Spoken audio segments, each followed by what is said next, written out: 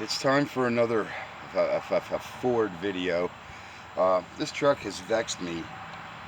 Is the time for the video is when you get vexed, and I want to explain some things. I didn't move my stool. Let me move my stool and tell you about everything that could go wrong that does go wrong.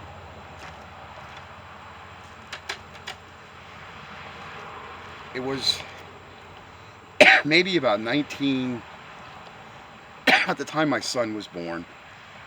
A guy that worked for me, Michael Cartwright, had one of these, and he had an intake leak. It was leaking in by the exhaust. We tried fixing it 3 times because he knew I was a hell of a mechanic, but I didn't know that much back then. I mean, aviation, don't get me wrong. Aviation is A, B, C, D. That's it. There is no E, D, F, D, H, I, J, K. There's only a few things in aviation, and there's all the rules, and the parts are all mil spec. So I realized that something was twisted. He had to get different exhaust manifolds. So that was the second time around that we redid things. The third time it failed as well. And I'll tell you why. You're not going to do one of these trucks with this Offenhauser intake swap, and especially if you have that integrated manifold. They've got to be cut. They've got to be trued before you put them back on the truck, number one. Number two, these manifolds were checked. They were just a little out, and when you bolt them back down, they're going to be fine. But you still check it. The head was all out. It was warped because the dodos, as I said before, that tried putting this back together, they put a new block in it, put all the old gaskets and all the old crap back on it, and tried to get it running again. Well, it overheated the head, and then they had a head gasket leak. So they pretty much gave up on this truck. I think the guy was sick. He probably knew he was sick. That's why he's dead, the original guy that tried putting Humpty Dumpty here back together. I officially named Holly Ann the Humpty Dumpty truck because I've been to Harry's so many times. I'm now almost on first name basis, not only with the staff there, but half the people that go to the yard like me daily that have automotive businesses. Now, I'm really just a restoration guy. So let me explain why this intake fails. Because you are not going to do this Offenhauser intake swap with that right front fender and this radiator support. You are not going to get the bolts tight, and especially if the exhaust is in there, there's just no way to get down in the back and get your body and get enough torque. Because what happened to me here is I thought I had everything all tight, and I said something in that little voice in my head. It says, go back over the bolts. They're prone for it. In other words, I'm paranoid that I'm going to have a problem. And I want to tell you something. I got almost 2 more turns out of every bolt the other day. So just last night, I still got creep out of a few of the bolts. So that tells me I would have had a leak if I fired this truck back up the way I had just torqued it together and put it together. So now, paranoid me, I went over every gasket. Everything I did is fine. The only thing I don't have in here that I'm going to have to tear back apart is the radiator housing. I kept the thermostat out of it, and I do that for a reason. If there is a problem internally in the block or something like that, I don't want it blowing shit all over my work and me or in my eyes or whatever. And that has happened that customers, even though the block was allegedly checked, I don't check them. I take the block to have the machine work done, and then I build the block. I'm the builder. But when you're going to spec something and you need all that high-tech equipment, I don't own all that. I have another shop that's pretty high-tech, but I'm not cutting blocks, I'm not honing cylinders, I'm not doing valves. That's for somebody else to do. My work is restoration and paint. I basically do the niceties. So in saying what I'm telling you now, I'm going to show you a few of the other hinks and kinks. And these are big to-dos. I got to get you off the tripod because I did a terrible job. I am the worst videographer probably in history. Down in there, I think you can see that. I made that out of that. That's a stem from a California or a towing mirror, whatever you want to call it. Okay. There's a bracket that goes in there. It's inside the truck, and there was a bolt that goes in between there. Okay. That's the first hink and kink. Now, when you install your radiator, like I did with those lines, they were so craggly. They were ill-made Chinese garbage. And that was my solution, just like a race car. If I have a problem, all I got to do is cut that hose, cut it off the fittings, and I can put it all back together again for 50 cents, just with the hose. And I cut the bottom of that off so I can get my brackets. I want to get some rubber where those brackets are contacting the mount back there. They're so ill made, there's no straightening them out. Okay? Now, you can see I have a belt on there without the pollution pump. You guys that like me that hate frivolous stuff under the hood that doesn't work, let me see if I can straighten this out. I don't want it in the thing because I want to show you the wiring then. We've had wiring issues, but let me give you the belt number. That's an 85-inch belt. I know I didn't do too good with that, the carbureted intake gasket that you need to do this, but that shows up everywhere on Amazon. It's an MS9, I think it's 9017, 16, something like that. But that's your 85-inch belt. We'll go right on there, and you can say bye-bye, throw that pollution pump, like I did the tuna can that Ford put under there, and their turbo cool whatever for the intake. This thing's going to run nice and smooth enough. Well, I wouldn't say so much smooth with that cam I have in there, but she's going to be a real rocket, and she's got a 3-core radiator. Summit slipped me the weenie. Something went wrong with payment on the fuel pressure regulator. So what I'm going to do from this point is, now I'm going to show you the wiring. I re-engineered the harness and brought this forward because I think for the original, I think that's the oil sending unit back there. I'm pretty sure that's the oil sending unit. I'm going to connect my triple gauge there, and then my amp meter over there. Which means I'm not going to have garbage in my way. The other thing is, when I turn my wiring on, when the truck gets turned on, I'm going to check each and every one of those plugs. Why am I going to check those plugs? For power. Because that way, I can just run a wire in the cab that I can run accessories off of that. And when I shut the truck off, not like these Silverados that give you no accessory ports whatsoever. Again, I got everybody crooked because I'm smoking, enjoying my bad habit, and trying to make a video. This truck probably has power to some of that stuff. Now, what the voltage actually is on that stuff, I don't know. I have to check the voltage, but that's why you have a voltmeter. So if the voltage is enough to, say, run auxiliary lights on the front of her, she is going to get new lights. I put the grill in just to see what she looks like. Looks like she has a happy face now, because this truck was very unhappy, sitting for years and years, all in pieces. She's this close to running, and then Summit slips me the weenie. So they said there was something wrong. I have money in the bank, not much, but anyway, there should have been enough money when I ordered that regulator to pay for it. So I got to call Summit back, and I'm going to tell them they owe me a regulator. Irregardless, I don't like when people when they're Summit's another one that's hiring uneducated people. I needed a simple bypass cap, a simple vacuum cap. You know, I call them vacuum port block offs, vacuum cap, bypass black. I went down to AutoZone. The morons were too stupid to know what I was even talking about. I stopped at 3 different places. Finally, Brandy was working at Advanced, because I was over there earlier and they had another. They hired another nugget.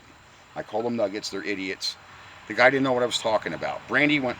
She went 2 places. She said, if it ain't here, it's here. She says, I know we have what you're looking for. Bang, $7 in my hand. I had a whole pack of them because my son just went through it. How many places do you have to drive to? How many places do you got to go to? Because the employees are too stupid. And then, like I said, people have stuff restored here, and they wonder why the bill is what the bill is. Well, I want to get paid for my time, but technically, AutoZone should be paying me because their people are too stupid to know what they're doing. And you don't want to take your car to somebody that's getting screwed around like I am, but unfortunately, it's happening to more and more of the shops. It's not just happening to the Dutch, the backyard hot rodder, restoration guy. Like I said, I moonlighted 2 other shops, and they are really bitching ill-made parts, just like that new battery cable. That thing is so cheap and cheesy and sleazy, it reminds me of Biden and Pelosi. Jesus Christ, everything is cheap, it's sleazy, it breaks, it crumbles in your hand. You can't even buy a decent hose clamp half the time anymore. They twist and everything when you put torque on them. I mean, for shit's sake. We used to have, standards. ASTMI, the American Standard, the American Measurements Standard measurements increments. American Standard Technical Measurements in increments. I'm a long time out of the Navy, but they used to drill that into your freaking head about checking specs, checking tensils, checking strengths. Seems like we've given up on that in America. So in order to make a video, I wanted to cover some of those things that you are not going to do this intake swap with the front end of this truck together. My suggestion would be to take that fender off on the right hand side, take the radiator support out, because you're no way, shape, or form going to get enough torque leaning over this shit and down in there and be able to pull those bolts to where you got them, because it took an act of God for me to be able to do it with the fender off. You're going to ruin a perfectly good job by assuming that you're going to get that Offenhauser intake. Now, maybe if you have a lift, you can get in there up underneath before you put the pipes on and everything like I did. I was even underneath it, but I still, being on my back, being on the ground, could not muster enough torque on those bolts. And I knew it. That's why that voice in my head told me to check, what I was doing. And Lord and behold, like I said, I got two more, how many days later, I got two more turns out of each bolt. And those bolts were tight. I'm telling you they were tight. Don't argue with yourself. If that little voice in the back of your head says to go over something, don't be lazy, because it's going to cost you money, especially when you have the vehicle filled with antifreeze and all that other stuff, and it's got to come all back apart. And that was another reason why I put the old headlights and everything in it, because I'm going to use it that way until I can afford to doll it up. I'm going to buy it. It comes in a kit with the grill, the chrome headlights. It's $396. It's not cheap. And I think it's not Cap. It's not Cap Auto Parts. It's something like Cap. It's something with auto, Cattle Auto or something like that. Catto Auto. They said it has a real nice write-up on it. It's on Amazon. They have it on Amazon and they have it on eBay, the kit. But it comes with the headlights. It comes with upgraded bulbs, and it comes with the grill. So you're in. That was the other thing I'm doing now. Is I went over the front lights. I put new bulbs in. Why am I going to leave old bulbs in for the bulb just to... I mean, maybe they're good. Keep it as a spare, but I want to use the truck after this thing's put together. And I got all this goddamn money in this thing. I expect my build to pay me back, because I have, like Billy Joe. I did the same thing when I put the silver truck, the Super Sport, together and all that other... I put everything new in it, because that voice in the back of my head tells me you're going to be ripping new work all back apart, and nobody wants to do that to themselves. So if you have one of these trucks and it's been sitting, it's not going to hurt you to rip it apart and start painting stuff, get it sandblasted or glass beaded. I really went out of my way to do that engine. Now, the other reason why this truck is probably not going to be done this year, I have to fashion the transmission kickdown. That's number one, to fashion a kickdown on there. And I do know they make stuff. Edelbrock makes it, Holley makes some stuff. And there's a couple of aftermarket companies like Spectre or Spectra, I think it is. There's a couple of aftermarket companies. So I'm going to have to figure out how I want to do the accelerator cable. The transmission speedometer cable still hanging down underneath her, because that thing's basically shot. It's almost broken in half. So it does me no good. So that's why I'm telling you, I don't think I'm going to have this thing on the road this year. And I'm not going to break the speedometer if it ain't broken already. I'm just going to take that cable out of there. But trying to do that with the cold weather coming, and I have another truck, I want to put the spring hangers and go over Tara's frame. I still need warm weather to do that. So after the Nissan leaves, the nice little lady's going to take care of me on what she owes me for the Nissan, and I'm going to get back here and get on my trucks and get my summer. We allegedly have an S10. I don't know if the guy's going to bring the S10 or not. I guess he wants to look at what the inspection mechanic tells him, whether it's worth the effort. The trucks are. If you have a truck running and you just put a $3,000 transmission in it, what do you say? He put like 600 in the motor just recently, this year, this spring in April. So why are you going to throw a piece of like that out? And if it's rotten, bring it before it gets real bad. You take it to the guy. You don't let the stuff just get rotted and then want it all fixed. That's what the bozo did with the Silverado. And basically, he lied to me. He was telling me things were replaced. And I'm thinking, by my conversation when the truck went over to the dealer, he's sitting in my truck. And I told him, if I tell you I can do something and I'm not capable of doing it, I'm not a real friend. Okay? It seemed to me that he really is that much of a dolt. He gets conned easily. He was telling me how much money they took advantage of him in the stock market. I can only imagine. It's beer 30. I'm going to shut the camera off. Don't be a dolt.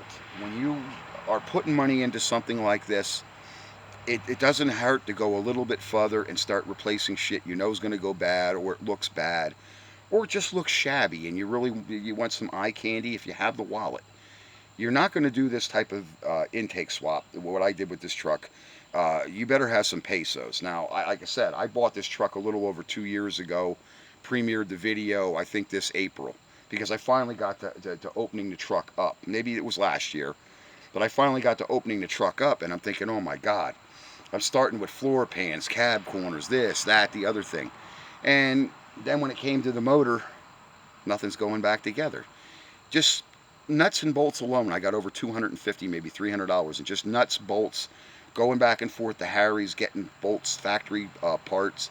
Then I have other bad parts, like LMC truck gave me that wheelhouse, and the goddamn thing sucks.